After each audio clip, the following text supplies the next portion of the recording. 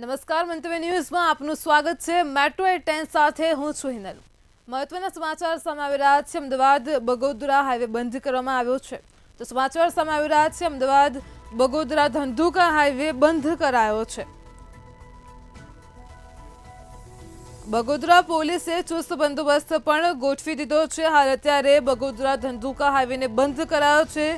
ઢીંગડા ગામ પાસે હાઈવે ઉપર પાણી ફરી વળ્યા છે અને લઈને હાઈવે ઉપર પોલીસનો કાફલો તૈનાત કરવામાં આવ્યો છે। બગોદરા પોલીસે ચુસ્ત બંદોબસ્ત પણ ગોઠવી દીધો છે। તો અમદાવાદથી સમાચાર છે। બગોદરા ધંધુકા હાઈવે બંધ કરવામાં આવ્યો છે।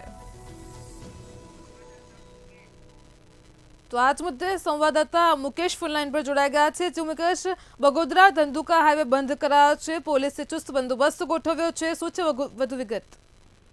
બગોદરા ધંધુકા હાઈવે પર ઉપરવાસના પાણી ફરી વળતા બગોદરા ધંધુકા હાઈવે બંધ કરવાની ફરજ પડી હતી। બગોદરા પોલીસે ચુસ્ત બંદોબસ્ત ગોઠવવામાં આવ્યો હતો। ઢીંગડા ગામ પાસે હાઈવે પર પાણી ફરી વળ્યા વેકઅપ રોડ વટામણ ચોકડી પીપળી ફેદરાથી ધંધુકા સુધી પહોંચવાનો પ્રયાસ કરવાનો હાથ ધરાય છે। જી મુકેશ, સમગ્ર માહિતી બદલ આપનો આભાર। તો અમદાવાદમાં બગોદરા ધંધુકા હાઈવેને બંધ કરવામાં આવ્યો છે। બગોદરા પોલીસે ચુસ્ત બંદોબસ્ત પણ ગોઠવી દીધો છે। ઢીંગડા ગામ પાસે હાઈવે ઉપર વરસાદી પાણી ફરી વળ્યા છે, જેને લઈને બગોદરા પોલીસે ચુસ્ત બંદોબસ્ત ગોઠવી દીધો છે। હાલ અત્યારે આ બગોદરા ધંધુકા હાઈવેને બંધ કરવાનો નિર્ણય લેવાયો છે। તો સાથે જ હાઈવે ઉપર ચુસ્ત પોલીસ બંદોબસ્ત પણ ગોઠવાયો છે।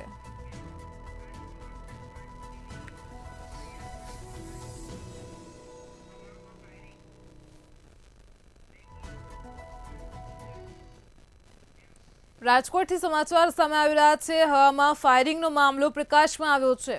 તો રાજકોટથી જે વિગતો પ્રાપ્ત થઈ રહી છે, જન્માષ્ટમીની શોભાયાત્રામાં હવામાં ફાયરિંગ કરાયું હતું। પડધરી પાસે આવેલ ભાયુ ડોમડા ગામનો બનાવ પ્રકાશમાં આવ્યો છે। શોભાયાત્રામાં હવામાં ફાયરિંગ કરવામાં આવ્યું હતું। ફાયરિંગનો વિડીયો સોશિયલ મીડિયામાં વાયરલ થયો છે। તો વિડીયોને લઈને પડધરી પોલીસે તપાસ શરૂ કરી હતી। જન્માષ્ટમીની શોભાયાત્રામાં હવામાં ફાયરિંગ હાથ ધરાયું હતું। શખ્સ સામે આર્મ્સ એક્ટ હેઠળ ગુનો પણ નોંધાયો છે। તો રાજકોટથી સમાચાર છે। જન્માષ્ટમીની શોભાયાત્રામાં હવામાં ફાયરિંગ કરવામાં આવ્યું હતું। વિડીયો સોશિયલ મીડિયામાં વાયરલ કર્યો હતો। પડધરી પાસે આવેલ ભાયુ ડોમડા ગામનો બનાવ પ્રકાશમાં આવ્યો છે। તપાસમાં હથિયાર પરવાનાવાળું હોવાનું પણ સામે આવ્યું છે।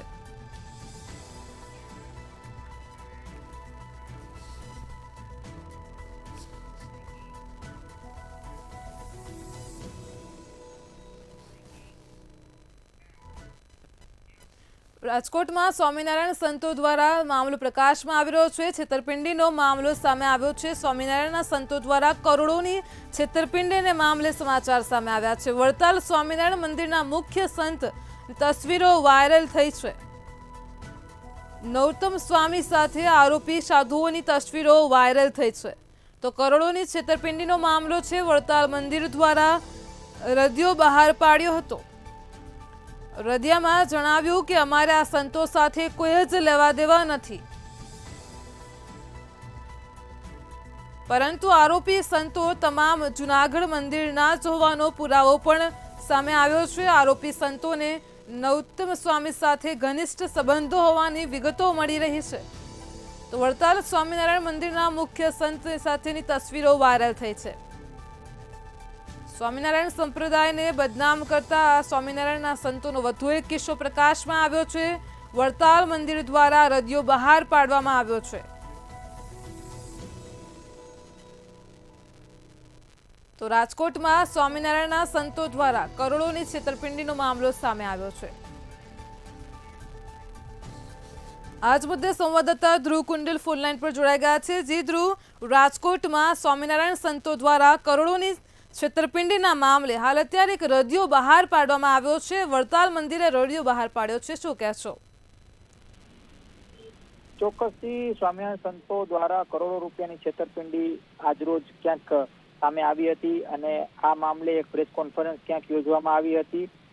જસ્મીન માડક નામના શખ્સે આ પ્રેસ કોન્ફરન્સ યોજી હતી। ખાસ તો ભક્તિનગર પોલીસ ચોકી ખાતે આ એક ફરિયાદ છે તે નોંધાણી છે કે જેમાં સ્વામિનારાયણ સંપ્રદાય સાથે સંકળાયેલા જે સંતોએ છેતરપિંડી આચરી હતી. તેમાંથી જે કહી શકાય કે વડતાલ સ્વામિનારાયણ મંદિરના મુખ્ય સંત નૌતમ સ્વામી સાથે આરોપી સાધુઓની તસવીરો પણ હાલ છે તે વાયરલ થઈ છે. વડતાલ મંદિર દ્વારા રદિયો છે તે બહાર પાડવામાં આવ્યો છે કે અમારે આ સંતો સાથે કોઈ જ લેવા દેવા નથી. એટલે કે ચોક્કસપણે ક્યાંક ને ક્યાંક એક બાજુ જે આ તસવીરો વાયરલ થઈ છે ત્યારે બીજી બાજુ વડતાલ મંદિર તરફથી એક રદિયો પણ આપી દેવામાં આવ્યો છે કે તે જે સંતો જે કહી શકાય કે જેઓ છેતરપિંડી આચરી છે તેમની સાથે કોઈ લેવા દેવા નથી. એટલે એક સવાલ ક્યાંક ઉભો થાય છે. પરંતુ આ સંતો તમામ જૂનાગઢ મંદિરના જ હોવાના પુરાવા પણ ક્યાંક મળી રહ્યા છે. આરોપી સંતોને નૌતમ સ્વામી સાથે પણ ઘનિષ્ઠ સંબંધો છે. આ પ્રકારની હાલ પ્રાથમિક વિગતો પણ મળી રહી છે. ચોક્કસથી સવાલ અનેક છે, પણ સ્વામિનારાયણ સંપ્રદાય એટલે કે વડતાલ તરફથી એક જ એક રદિયો છે તે આપવામાં આવ્યો છે કે આ જે આરોપી સંતો છે તેમની સાથે તેઓનો કોઈ નિસ્બત નથી અને તેમની સાથે કોઈ સંબંધ નથી. આ પ્રકારનો રદિયો આવ્યો છે ત્યારે સવાલ ક્યાંક ઉભા થાય છે. જી ધ્રુવ, સમગ્ર માહિતી બદલ આપનો આભાર.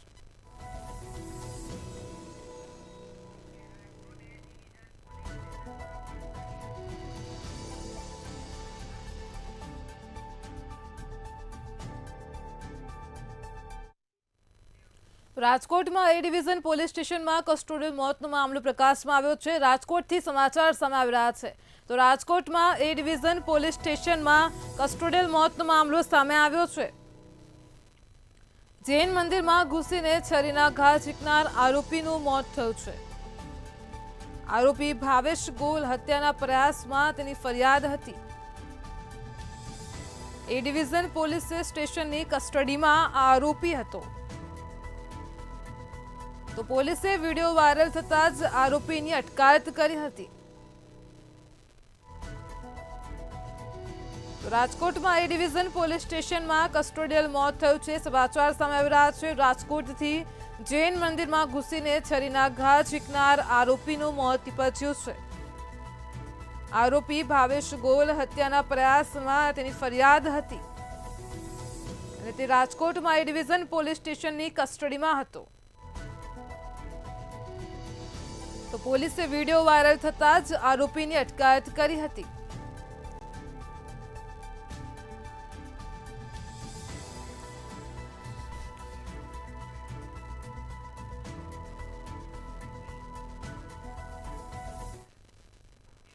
જૂનાગઢમાં રેસ લગાવનાર 4 નબીરાઓ ઝડપાઈ ગયા છે. સમાચાર સામે આવી રહ્યા છે જૂનાગઢથી. જૂનાગઢમાં નબીરાઓએ રેસ લગાવી હતી. તો કાર અને બાઇક વચ્ચે રેસ લગાવવામાં આવી હતી. 4 નબીરાઓને ઝડપી લેવામાં આવ્યા છે. રસ્તા ઉપર પૂરપાટ ઝડપે કાર અને બાઇક દોડાવી હતી, રેસ લગાવી હતી. તો સમગ્ર ઘટના સીસીટીવીમાં કેદ થઈ હતી. 4 નબીરાઓ નશાની હાલતમાં મળી આવ્યા છે. તો પોલીસે તમામ નબીરાઓને કાયદાનું ભાન કરાવ્યું છે. 4 આરોપીઓને મોતીબાગ પોલીસે ઝડપી લીધા છે. તો રસ્તા પર પૂરપાટ ઝડપે કાર ને બાઇક વચ્ચે રેસ લગાવી હતી. પોલીસે નબીરાઓને કાયદાનું ભાન કરાવ્યું છે. સમગ્ર ઘટના સીસીટીવી કેમેરામાં કેદ થઈ હતી. મોતીબાગ પોલીસે આ તમામ નબીરાઓને કાયદાનું ભાન કરાવ્યું છે. 4 નબીરાઓ નશાની હાલતમાં મળી આવ્યા હતા. તો જૂનાગઢથી પ્રકાશમાં આવ્યો છે સમગ્ર મામલો. રેસ લગાવનાર 4 નબીરાઓ ઝડપાઈ ગયા છે. કાર અને બાઇક વચ્ચે રેસ લગાવી હતી. આ 4 નબીરાઓ નશાની હાલતમાં મળી આવ્યા છે. રસ્તા પર પૂરપાટ ઝડપે કારને બાઇકને દોડાવી હતી, રેસ લગાવી હતી. સમગ્ર ઘટના સીસીટીવીમાં કેદ થઈ હતી.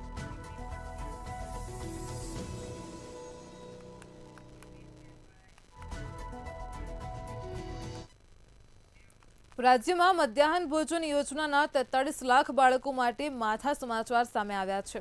રાજ્ય સરકાર દ્વારા બાળકો માટે ઉપલબ્ધ કરાવતો નાસ્તો બંધ કરવાનો નિર્ણય લેવાયો છે. બાળકોને અગાઉ બપોરનું ભોજન અને નાસ્તો આપવામાં આવતો હતો. નવા પરિપત્ર મુજબ બાળકોને હવે માત્ર બપોરનું ભોજન જ આપવામાં આવશે. વર્ષ 2017ના પરિપત્ર મુજબ બાળકોને અઠવાડિક નાસ્તો તથા ભોજન આપવા મેનુ નક્કી કર્યું હતું. નવા પરિપત્રમાં માત્ર બપોરનું ભોજન આપવાનો જ ઉલ્લેખ કરવામાં આવ્યો છે.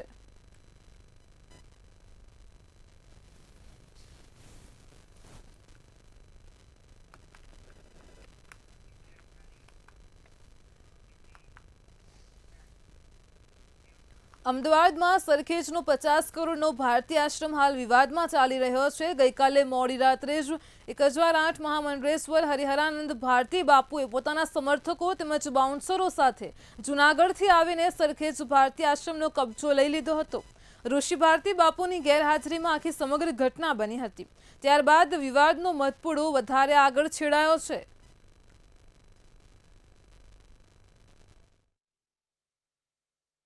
હાલ સરખેજના ભારતીય આશ્રમના ગાદીને લઈને વિવાદ સર્જાયો છે। સૌ કોઈ એક જ સવાલ પૂછી રહ્યા છે કે આ જે ગાદી છે તેના અધિપતિ કોણ। જો વાત કરવામાં આવે તો હરિહરાનંદ બાપુ દ્વારા અત્યારે હાલ આ આશ્રમ ખાતે જે છે તે કબજો મેળવવામાં આવ્યો છે। અત્યારે હાલ આપણી સાથે ઋષિ ભારતી બાપુ જે છે તેમની જોડે વાત કરીશું। બાપુ, સૌ કોઈ એક જ સવાલ પૂછી રહ્યા છે કે ગાદીપતિ કોણ। શું કહેવું તમારું, શું મામલો છે અને ગઈકાલે શું ઘટના ઘટી?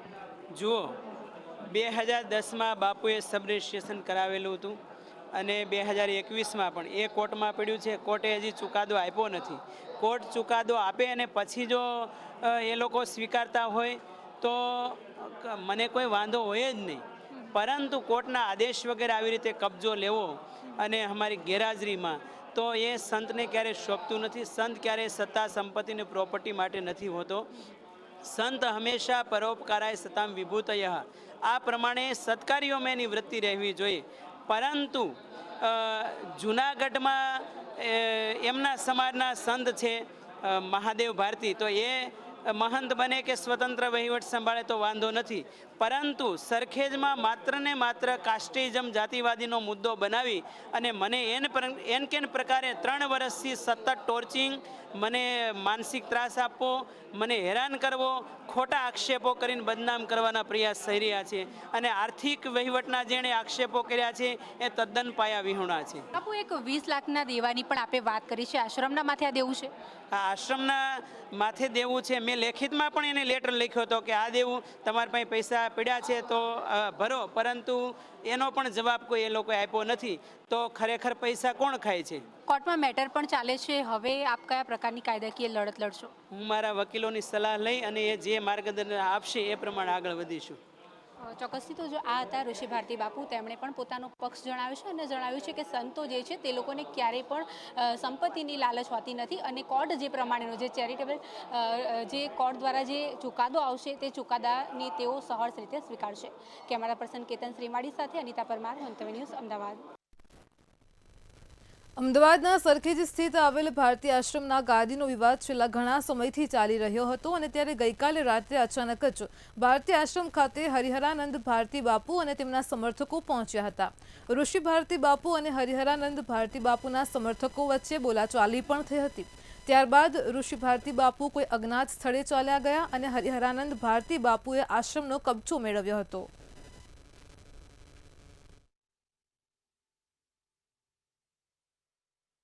અત્યાર સુધી જે કાંઈ હતું મને ખબર નથી। મને આજ તમારી સામે જ નિયુક્તિ આપવામાં આવી છે।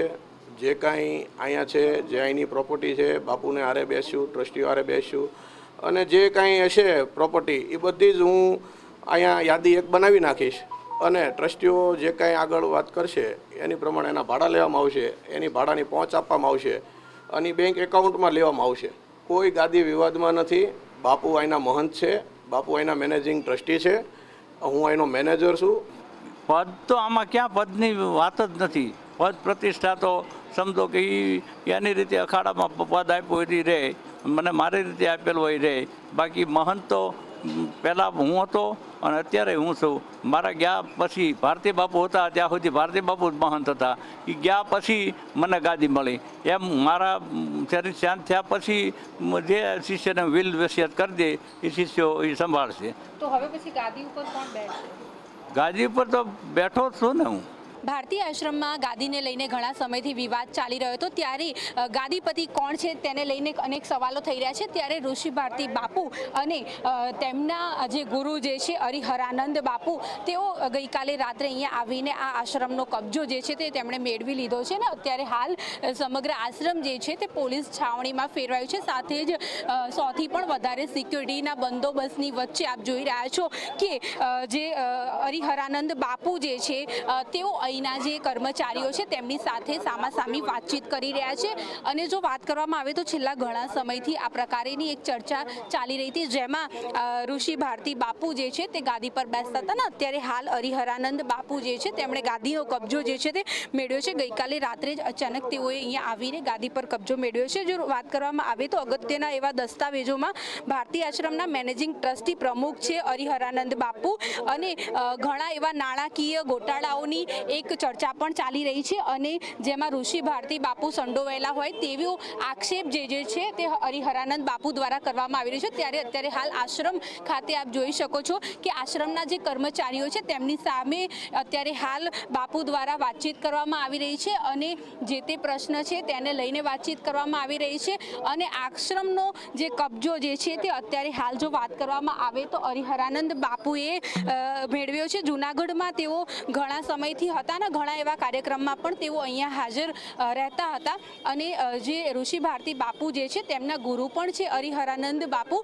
ત્યારે હવે એક સવાલ એવો થઈ રહ્યો છે કે આ જે ગાદી છે ભારતી આશ્રમની તે કોની? કેમેરા પર્સન કેતન શ્રીમાળી સાથે અનિતા પરમાર, મંતવ્ય ન્યૂઝ, અમદાવાદ. અમદાવાદમાં સરખેજ ભારતી આશ્રમ ગાદીને લઈને વિવાદ છેડાયો છે, જેમાં ભારતી આશ્રમ ગુરુ અને શિષ્ય આમને સામને એકબીજા ઉપર આક્ષેપ કરી રહ્યા છે. જેમાં 10,000 અને 8 મહામંડલેશ્વર હરિહરાનંદ દ્વારા ગઈકાલે રાત્રે અચાનક જ સરખેજ આશ્રમ આવીને આશ્રમનો કબજો મેળવી લીધો હતો. ઋષિ ભારતી બાપુ દ્વારા નાણાકીય વહીવટમાં આક્ષેપ કરવામાં આવ્યા, જ્યારે બીજી બાજુ ઋષિ ભારતી બાપુ દ્વારા પ્રેસ કોન્ફરન્સ કરીને પોતાનો પક્ષ પણ રજૂ કરવામાં આવ્યો.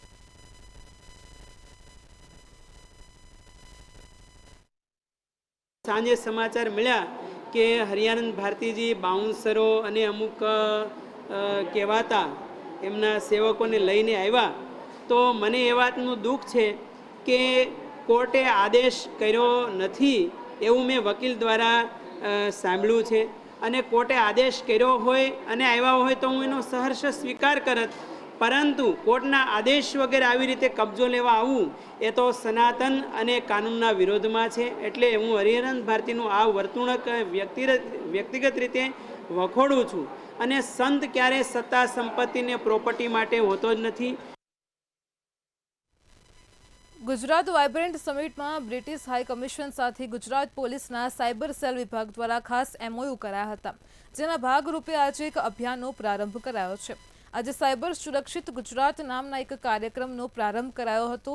સાયબર સુરક્ષિત ગુજરાત કાર્યક્રમ અંતર્ગત 12 જિલ્લાના 36 શાળાઓની અંદર સાયબર ક્રાઇમથી સુરક્ષિત રહેવા માટે અવેરનેસ કાર્યક્રમો પણ આયોજિત કરાશે, જેમાં અવેરનેસ ટુ એક્શનની થીમ ઉપર બ્રિટિશ હાઈ કમિશનના એક્સપર્ટ પણ માર્ગદર્શન પૂરું પાડશે. સાયબર સુરક્ષિત ગુજરાતનો એક કાર્યક્રમ લોન્ચ કરવામાં આવ્યો છે અને આ સાયબર સુરક્ષિત ગુજરાત અન્વયે ગુજરાત રાજ્યના કુલ 12 જિલ્લાઓમાં 36 સ્કૂલોની અંદર અવેરનેસનો કાર્યક્રમ કરવામાં આવશે, જેની અંદર બ્રિટિશ હાઈ કમિશન તરફથી એક્સપર્ટ મોકલવામાં આવશે અને જે લોકોની બિહેવિયર છે એ બિહેવિયર ચેન્જ માટે શું કરી શકાય અને માત્ર અવેરનેસ નહીં પણ અવેરનેસ ટુ એક્શન, આ પ્રકારની એક વિચારધારા સાથે આ કાર્યક્રમને આજે લોન્ચ કરવામાં આવ્યો છે. जॉइंट वर्किंग ग्रुप बना के जो साइबर फील्ड में कैसे कोऑपरेट करना between UK and Gujarat police and finally spreading of awareness programmes, ये हम लोग मेन MOU का पॉइंट्स थे. उसके आधार पर मई में हम लोग we organized training module in Gujarat. This is the second such initiative. इसमें ऑलमोस्ट 12 डिस्ट्रिक्ट्स आइडेंटिफाई हो चुके हैं. उसमें हर एक डिस्ट्रिक्ट में 3-3 स्कूल में साइबर अवेयरनेस कैंपेन शुरू होने वाला है. This will go for almost 3 months. Surat traffic વિભાગમાં ફરજ બજાવતા ASI એન્ટી કરપ્શન બ્યુરોના છટકામાં ઝડપાયા છે. એસીબી દ્વારા ટ્રાફિક ASI વિજય ચૌધરી અને ટ્રાફિક ASI વતી લાંચ લેનાર વચેટિયા સંજય પાટીલની ધરપકડ કરી એન્ટી કરપ્શન બ્યુરોએ વધુ તપાસ હાથ ધરી છે. સુરત શહેરમાં વાહન ચાલકો પાસે ટ્રાફિક નિયમોનો કડકાઈથી અમલ કરવામાં આવે છે, તો બીજી તરફ નિયમનો ભંગ કરનાર વાહન ચાલકો પાસેથી દંડની પણ વસૂલાત કરવામાં આવે છે. પરંતુ નિયમ ભંગ કરતા વાહન ચાલકો પાસેથી માસિક હપ્તાની માંગણી કરતો ટ્રાફિક વિભાગનો ASI અને તેનો વચેટિયો એન્ટી કરપ્શન બ્યુરોના હાથે ઝડપાયો છે.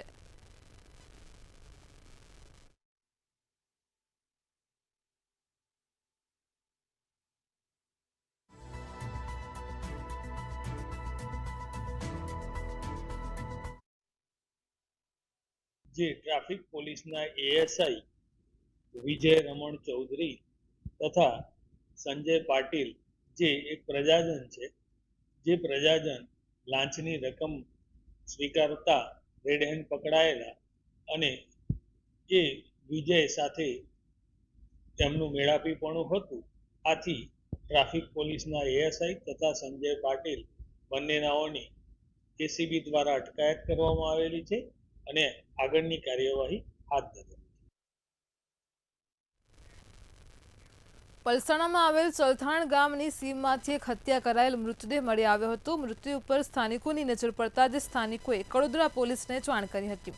ત્યારે બનાવની જાણ થતાં કડોદરા પોલીસ ઘટના સ્થળે પહોંચીને મૃતકના મૃતદેહને પોસ્ટમોર્ટમ અર્થે મોકલીને આગળની તપાસ હાથ ધરી હતી.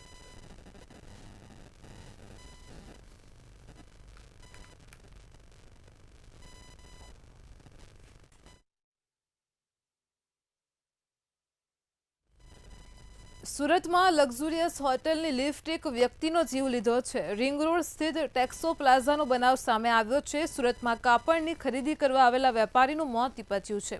7મા માળેથી લિફ્ટ ખાડામાં પડતા વેપારીનું મોત થયું છે. લિફ્ટનો દરવાજો લિફ્ટ ન હોવા છતાં ખુલી ગયો હતો. વેપારી કેરલાના કોટ્ટાયમ જિલ્લાથી સુરત આવ્યો હતો, તો કેરલાથી સુરત દંપતી કાપડની ખરીદી કરવા માટે આવ્યું હતું. પ્રખ્યાત હોટલના મેન્ટેનન્સના અભાવે વેપારીએ જીવ ગુમાવ્યો છે.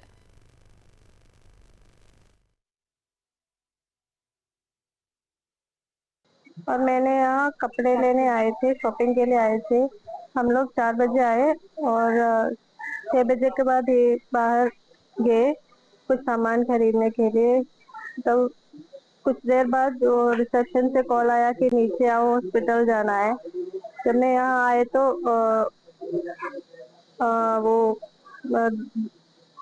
डॉक्टर वो लिख रहे थे कि ब्रॉड डेथ है. तो मैंने पूछा कौन है, मुझे देखना है. तब जाके मुझे पता चला कि वो ऐसा कुछ हुआ है. तो तब मैंने हॉस्पिटल वाले ने ही मुझे बोला कि होटल से बॉडी मिली है. કેરલાથી સુરત કપડાના ખરીદી કરવામાં જે એક કપલ જે આવેલા હતા એ લોકો ટેક્સ પ્લાઝા રિંગ રોડ ઉપર રહેવા માટેનું પસંદ કર્યું હતું હોટલમાં. અને એ હોટલના 7મા માળે એમને રૂમ મળ્યો હતો. એ 7મા માળેથી એમને સામાન લગેજ ને બધું મૂક્યા પછી કઈ કારણસર બહાર જવાનો પ્રયત્ન કર્યું છે. એટલે એમના જે હસબન્ડ છે, જે વિક્ટીમ છે, જે આ જે કામની અંદર જે મૃત્યુ પામનાર જે વ્યક્તિ છે, એ વ્યક્તિ લિફ્ટને બટન દબાવ્યું હશે એવું એમના મિસિસ એમના વાઇફના જે કહેવાથી એમને બટન દબાવ્યું હશે. તો બટન દબાવ્યા પછી લિફ્ટ એનાથી બી ઉપરના માળે ચાલ્યું ગયો. એટલે લિફ્ટના જે લાઇટ ને એ બધું જોતા એમને એવું લાગ્યું છે પછી લિફ્ટ આવી ગયું છે. તો એને લિફ્ટ ખોલવાનો પ્રયત્ન કર્યો દરવાજા, તો દરવાજો બી ખુલી ગયો અને લિફ્ટ એ જે જગ્યા પર ઉપસ્થિત નહોતો. એટલા માટે એ ખાડામાં પડવાનો એમને વારો આવ્યો છે. ખાડામાં પડીને એમનું મોત થયું છે. મેટ્રો 10માં હાલ આટલું જ. વધુ સમાચાર માટે જોતા રહો મંતવ્ય ન્યૂઝ. નમસ્કાર.